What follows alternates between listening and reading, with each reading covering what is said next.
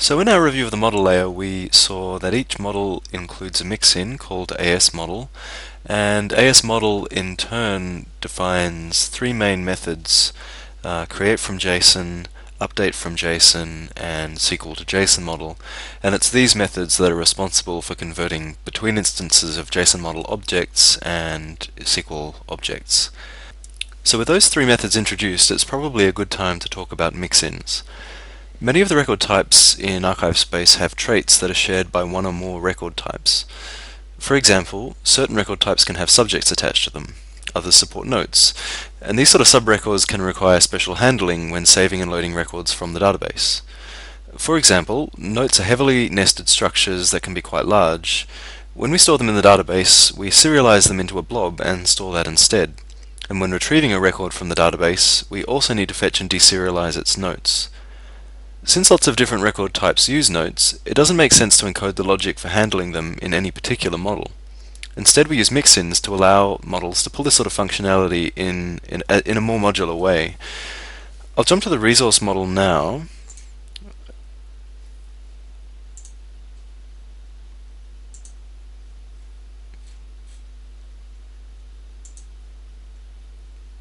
We'll see here on line 17 that it includes the notes mixin.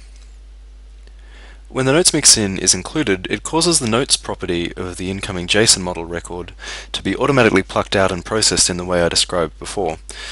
So if we view the notes mixin here, you'll see how this happens.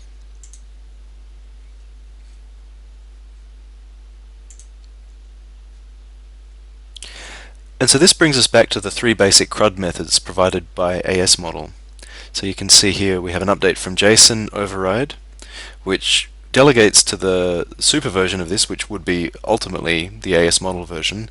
But we stick in a couple of extra bits. So you can see here we've said include an extra property called notes, which is going to be the JSON string of the notes, and we also poke in a version number here.